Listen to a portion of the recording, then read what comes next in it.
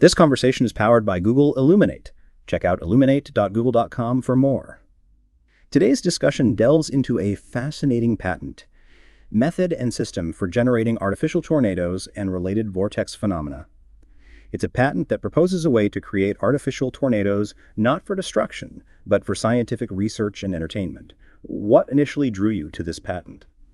The sheer audacity of it. The idea of creating a controlled tornado in an open-air environment without massive containment structures is incredibly ambitious. It challenges conventional wisdom about how these powerful weather systems form. Exactly. It's not just about the how, but also the why. What are some of the key applications this technology could unlock? The patent highlights several. Scientifically, it offers a way to study tornado dynamics in a controlled setting, improving our understanding of their structure and intensity. This could lead to better building codes and disaster preparedness. Commercially, it opens doors for unique entertainment and educational experiences. So essentially, a controlled, safe way to experience the power of a tornado. Let's dive into the specifics of how this system works. The patent describes a system with a flat surface, a hole in the center, an updraft mechanism, and tangential fans. Can you elaborate on how these components interact to create the vortex? The flat surface acts as a deck, creating a defined area for the vortex to form. The hole in the center allows for an updraft, essentially the rising air column that's crucial for tornado formation. The fans, arranged asymmetrically, create a swirling tangential flow around this updraft, pulling in external air and intensifying the rotation. So it's actively creating the swirling motion, unlike previous passive methods? Precisely. Existing simulators relied on passive techniques, like rotating mesh wires, to generate the swirl. This system actively generates the swirling tangential flow, making it more controllable and potentially more powerful. The patent mentions several options for the updraft mechanism: fans, burners, even jet engines. What are the advantages and disadvantages of each approach? Fans are relatively simple and readily available, but might struggle to create the high-velocity updraft needed for larger, more intense vortices. Burners offer a powerful updraft due to buoyancy, but introduce heat and safety considerations. Jet engines provide immense power, but are significantly more complex and expensive. The choice depends on the desired scale and application. And the placement of the burner is also significant, isn't it? Or below the vortex? Absolutely. A burner placed below creates a buoyant plume, while one above draws air upward, creating a suction effect. Both methods are viable, offering different characteristics to the resulting vortex. The patent emphasizes the importance of asymmetrical fan arrangements. Why is asymmetry crucial for generating a stable vortex? Symmetrical airflow tends to produce weaker, less stable vortices. Asymmetry introduces a more complex flow pattern, leading to a more robust and realistic tornado simulation. The patent explores various asymmetrical arrangements, from semicircular to spiraling configurations, each potentially affecting the vortex's characteristics. And the angle of the fans is also a key parameter, isn't it? The patent suggests approximately 45 degrees. Yes, the angle is critical for efficiently imparting the tangential momentum to the updraft. The 45-degree angle is a starting point. Adjustments might be needed depending on the specific system parameters and desired vortex characteristics. The patent also suggests experimenting with different angles and fan configurations. The patent also describes multi-level fan systems for swirling air at both ground level and higher elevations. How does this improve the realism of the simulated tornado? A single level of fans might only create a vortex near the ground. Multiple levels allow for a more vertically extended vortex, mimicking the structure of a real tornado more accurately. This is particularly important for scientific applications requiring a more realistic simulation. So it's about creating a more complete and realistic representation of the phenomenon. Exactly. The multi-level approach allows for finer control over the vortex's shape and intensity throughout its vertical extent. The patent also details a more complex system involving a plenum, return columns, and vents. This seems to be a more sophisticated approach to controlling the airflow. This system introduces air recirculation, allowing for more efficient use of energy and potentially final control over the vortex. The return columns with vents allow for controlled tangential flow at various heights, further enhancing the realism and stability of the simulated tornado. So it's a closed-loop system, partially recycling the air? Partially, yes. A portion of the air is exhausted, while another portion is recirculated to contribute to the tangential flow, creating a more efficient and potentially more powerful vortex.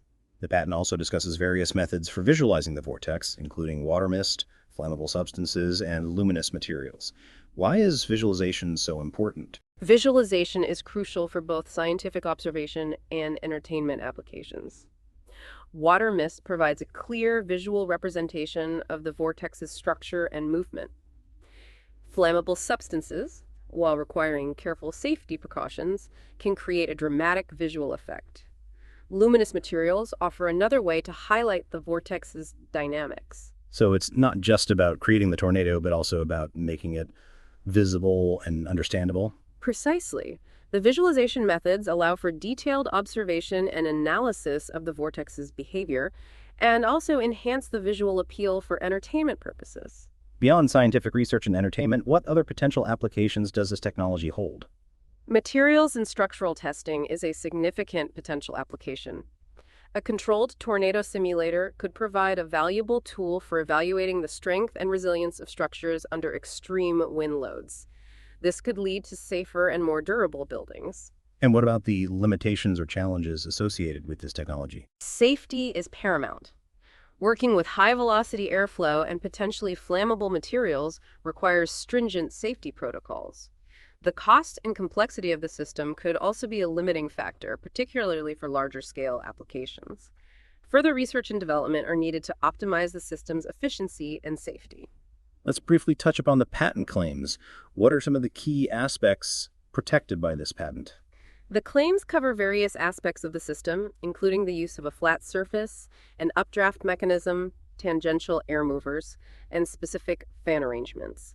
They also cover methods for creating and visualizing the vortex, as well as the use of multi-level fan systems and air recirculation. And when was this patent filed and granted? The patent application was filed in March 1996 and granted in October 1999. It's interesting to consider how this technology might have evolved since then.